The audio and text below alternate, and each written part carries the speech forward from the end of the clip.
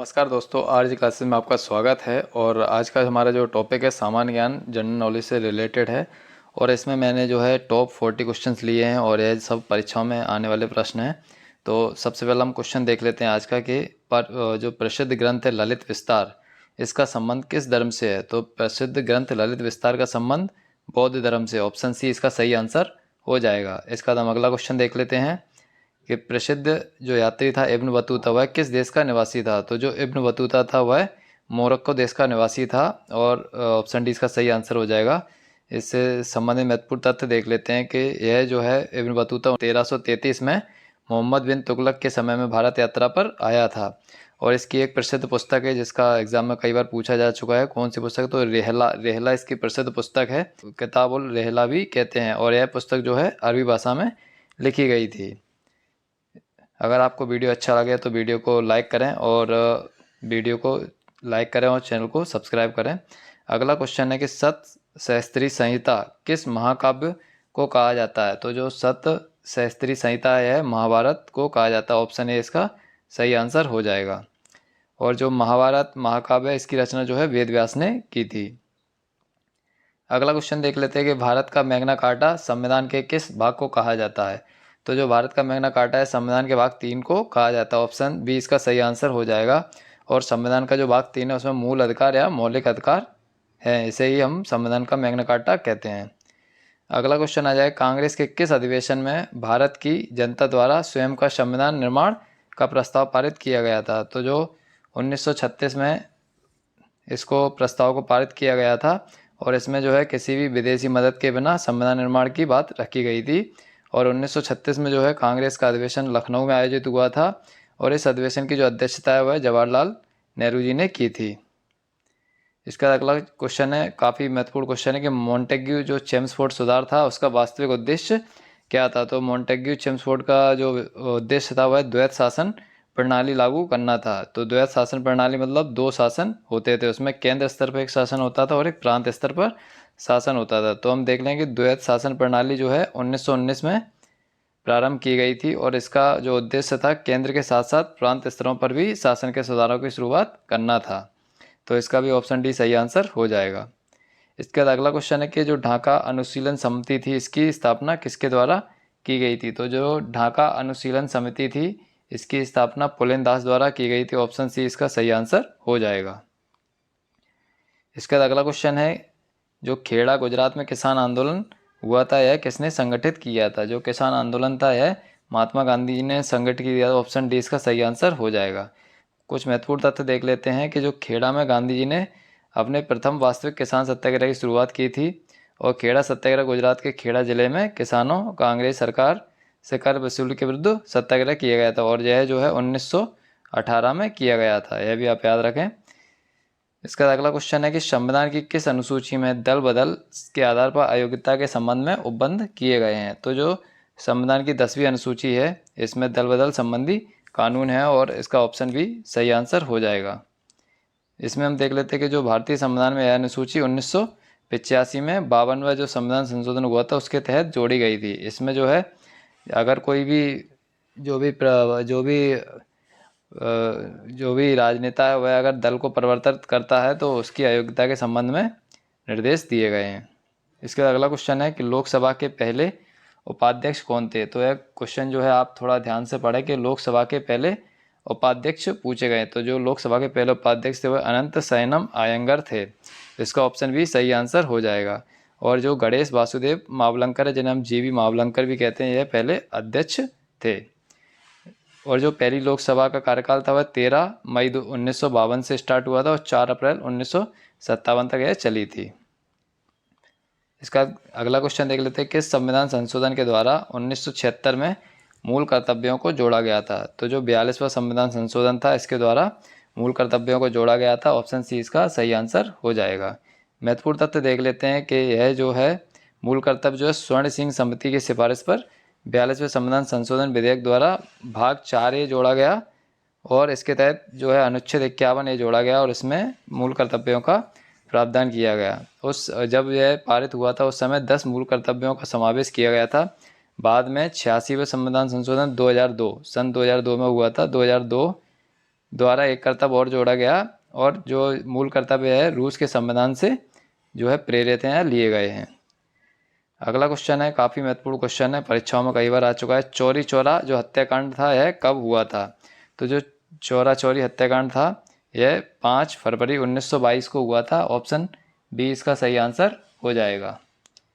इसका महत्वपूर्ण तथ्य देख लेते हैं कि यह जो है गोरखपुर जिले के चौरी चौरा नामक एक छोटे से गांव में थाने में आग लगा दी थी। जो जो लोग आंदोलन कर रहे थे उन्होंने थाने में आग लगा दी थी और जिसमें 22 पुलिसकर्मियों की जलकर मृत्यु हो गई थी और इसी घटना के कारण गांधी जी ने अपने असहयोग आंदोलन को वापस ले लिया था। अगला क्वेश्चन देख लेते हैं कि संविधान सभा के अस्थायी सदस्य कौन थे? तो ऑप्शन डी इसका सही आंसर हो जाएगा। डॉक्टर सच्चिदानंद सिन्हा जो हैं संविधान सभा के अस्थायी अध्यक्ष थे और इन्हें जो है यहाँ पे 99 गलती से हो गया तो इसे 9 दिसंबर कर लेंगे। 9 दिसंबर 1946 को जो है अस्थायी अध्यक्ष के रूप में संविधान सभा की बैठक की अध्यक्षता की थी और इसके बाद जो है 11 दिसंबर 1946 को जवाहरलाल नेहरू को स्थायी अध्यक्ष बनाया गया था। अगला क्वेश्चन है, काफ़ी बार आ चुका है, यूटीआई की स्थापना कब की गई थी? तो यूटीआई की जो स्थापना 1 फरवरी 1964 को की गई थी। ऑप्शन ए इसका सही आंसर है। और जो यूटीआई का फुल फॉर्म है यूनिट ट्रस्ट ऑफ इंडिया है और 2007 में जो आज की वर्तमान में एक्सिस बैंक है वह ही पूर्व में यूटीआई थी। इसके बाद 15 क्वेश्चन है, अदृश्य बेरोजगारी में व्यक्तियों की सीमांत उत्पादकता प्राय कैसी रहती है? तो जो अदृश्य बेरोजगारी होती है इसमें जो है उत्पादकता शून्य रहती है या फिर ऋणात्मक रहती है। देख लेते हैं हम अदृश्य बेरोजगारी क्या होती है। तो अदृश्य बेरोजगारी जो है उस स्थिति को कहते हैं कि किसी कार्य को करने के लिए श्रमिकों की जितनी आवश्यकता है उससे अधिक श्रमिक काम पर लगे होते हैं और यदि इनमें से कुछ श्रमिकों को काम से हटा भी दिया जाए तो उत्पादन में कोई प्रभाव नहीं पड़ता या कमी नहीं होती है। इसे ही हम जो है प्रच्छन्न बेरोजगारी भी कहते हैं। तो अगर प्रच्छन्न बेरोजगारी पूछा जाता है तो अदृश्य बेरोजगारी और प्रच्छन्न बेरोजगारी यही होती है कि आवश्यकता से अधिक लोग काम करते हैं। अगला क्वेश्चन है कि भारतीय संविधान के प्रवर्तन के बाद पहला राष्ट्रपति शासन किस राज्य में लागू हुआ था? तो जो संविधान लागू हो गया था उसके बाद जो सबसे पहला जो राष्ट्रपति शासन लगा था वह पंजाब में लगा था, पंजाब राज्य में लगा था। ऑप्शन सी इसका सही आंसर हो जाएगा। इम्पोर्टेंट फैक्ट देख लेते हैं कि जो पहला राष्ट्रपति शासन जो पेप्सू, पहले पंजाब राज्य को पेप्सू बोला जाता था, 1953 में लागू किया गया था और अब तक मणिपुर में सर्वाधिक जो है 10 बार राष्ट्रपति शासन लग चुका है। अगला क्वेश्चन देख लेंगे, भारतीय संविधान में एकल नागरिकता का प्रावधान किस देश से लिया गया है? तो जो ऑप्शन ए है ब्रिटेन के संविधान से जो है एकल नागरिकता का प्रावधान लिया गया है। अगला क्वेश्चन देख लेते हैं, भारतीय संविधान के किस अनुच्छेद में लोक सेवा आयोग का प्रावधान किया गया है? तो भारतीय संविधान का जो अनुच्छेद 315 है, 315 में जो है लोक सेवा आयोग का प्रावधान किया गया। ऑप्शन बी इसका सही आंसर हो जाएगा। 19वां क्वेश्चन देखते हैं, स्वतंत्र भारत में राज्यसभा के पहले जो सभापति थे वह कौन थे? तो जो स्वतंत्र भारत के राज्यसभा के पहले सभापति डॉक्टर सर्वपल्ली राधाकृष्णन जी थे। ऑप्शन डी इसका सही आंसर हो जाएगा। और जो यही हमारे उपराष्ट्रपति भी थे। तो जो उपराष्ट्रपति होते हैं वही जो है राज्यसभा के सभापति होते हैं, इसलिए यह पहले उपराष्ट्रपति भी थे और राज्यसभा के पहले सभापति भी थे। ऑप्शन डी इसका सही आंसर है। इसका अगला क्वेश्चन देखते हैं कि दुनिया का सबसे ऊंचा सक्रिय ज्वालामुखी कौन सा है? तो जो कोटोपैक्सी है इक्वाडोर का है, जो है दुनिया का सबसे ऊंचा सक्रिय ज्वालामुखी है। और यदि सिर्फ ज्वालामुखी पूछा जाता है तो ओजस डेल सालाडो चिली का जो है सबसे ऊंचा हो जाएगा, लेकिन यह जो है मृत ज्वालामुखी है, इसलिए जो मैंने एक्टिव पूछा है, सक्रिय पूछा है, तो ऑप्शन बी इसका सही आंसर हो जाएगा। और जो कोटोपैक्सी है इसकी ऊंचाई 5897 मीटर है। इसके बाद अगला क्वेश्चन है, काफ़ी इंपॉर्टेंट है, कई बार पूछा जा चुका है, प्रशांत की अग्नि मेखला पैसिफिक ग्रिडल ऑफ फायर किस लिए प्रसिद्ध है? तो यह जो है सक्रिय ज्वालामुखियों के लिए प्रसिद्ध है। ऑप्शन बी इसका सही आंसर हो जाएगा। यहाँ ऐसा बोला जाता है कि प्रशांत महासागर में जो सक्रिय ज्वालामुखी है इसमें से कोई ना कोई हर 2-3 मिनट में एक ज्वालामुखी जो है विस्फोट होता रहता है और ऐसे ही हम जो है पैसिफिक रिंग ऑफ फायर भी कहते हैं। इसका इम्पोर्टेंट फैक्ट देख लेते हैं, विश्व के लगभग जो 2/3 हैं, मतलब लगभग 66 से 70% जो ज्वालामुखी हैं वह प्रशांत महासागर में ही पाए जाते हैं, जिनको ज्वालाव्रत अथवा अग्निव्रत भी कहते हैं। इसके बाद अगला क्वेश्चन देख लेते हैं कि उत्तरी अमेरिका और दक्षिणी अमेरिका के बीच कौन सा स्थल जलमंडल है। तो उत्तरी अमेरिका जो कॉन्टिनेंट है, जो महाद्वीप है, और जो दक्षिणी अमेरिका महाद्वीप है, इसके बीच में जो है जलमंडल जो है वो पनामा जलमंडल है। तो ऑप्शन बी इसका सही आंसर हो जाएगा। और आप जो इमेज में देख सकते होंगे कि इमेज में जो ये रेड साइन लगा हुआ है, यहीं पे पनामा चैनल है और यहीं से जो है उत्तरी अमेरिका और दक्षिणी अमेरिका का जो है डिवाइडेशन होता है। इसके बाद अगला क्वेश्चन देख लेते हैं, चिल्का झील किस प्रकार की झील है। तो जो चिल्का झील है वह लगून झील है। तो ऑप्शन डी इसका सही आंसर हो जाएगा। चिल्का झील जो है भारत की खारे पानी की सबसे बड़ी झील है, जो कि महानदी है उसके द्वारा बहाए गए अवसादों के द्वारा ओडिशा राज्य में निर्मित हुई है। तो ऑप्शन डी इसका सही आंसर है, लगून झील। 24वां क्वेश्चन है, मच्छरों के नियंत्रण हेतु कौन सी मछली का प्रयोग किया जाता है। तो इसका जो ऑप्शन ए है, गेम्बूसिया फिश जो होती है, गेम्बूसिया मछली होती है, इसका प्रयोग मच्छरों के नियंत्रण के लिए किया जाता है। ये जो पानी में इस मछली को डाल देते हैं तो मच्छरों का जो लार्वा होता है उसको यह मछली जो है खा जाती है, जिससे मच्छरों की आबादी कम बढ़ती है। इसका अगला क्वेश्चन है, सर्वाधिक स्थायी पारिस्थितिक तंत्र कौन सा होता है। तो जो महासागरों का पारिस्थितिक तंत्र होता है, सर्वाधिक जो है स्थायी पारिस्थितिक तंत्र होता है। ऑप्शन डी इसका सही आंसर हो जाएगा। इम्पोर्टेंट फैक्ट देख लेते हैं कि पारिस्थितिक तंत्र होता क्या है। तो एक पारिस्थितिक तंत्र में सभी जीव जो होते हैं और भौतिक वातावरण जो है शामिल होता है। मतलब किसी भी जो तंत्र है वहाँ की जो भी चीज़ें हैं, जैसे जंगल है तो पेड़ पौधे जीव और वहाँ की जलवायु सभी को मिला के वहाँ जंगल का पारिस्थितिक तंत्र बनता है। और ये जैविक और अजैविक घटक पोषक चक्र और ऊर्जा प्रवाह के माध्यम से एक साथ जुड़े रहते हैं। इसके बाद अगला क्वेश्चन है कि भारत के किस राज्य में मानसून का सबसे पहले जो है प्रवेश होता है। तो जो सबसे पहले होता है वो ऑप्शन सी है, केरल में सबसे पहले मानसून आता है। और जो एक इम्पोर्टेंट फैक्ट और देख लेते हैं कि लौटते हुए मानसून अर्थात जो उत्तर पूर्व मानसून होते हैं उससे सर्वाधिक वर्षा तमिलनाडु राज्य में होती है, और ये जो है अक्टूबर से नवंबर या फिर दिसंबर के बीच में होती है। इसके बाद अगला क्वेश्चन देख लेते हैं, किसकी कमी के कारण बर्फ पर चलना कठिन हो जाता है। तो जो ऑप्शन बी है इसका सही आंसर हो जाएगा, घर्षण के कारण। घर्षण के कारण जो है बर्फ़ पर चलना जो है कठिन होता है। अगर फ्रैक्शन नहीं होता है तो चलना कठिन हो जाता है।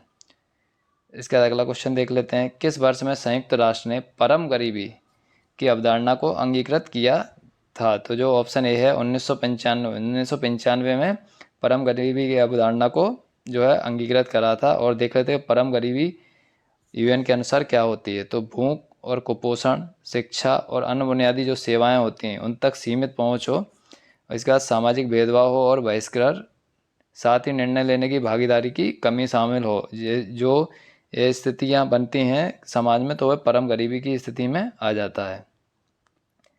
अगला क्वेश्चन है कि बिजली को जो बल्ब होता है उसमें जो फिलामेंट रहता है उससे कांच तक जो ऊष्मा है वह किस विधि से संचारित होती है।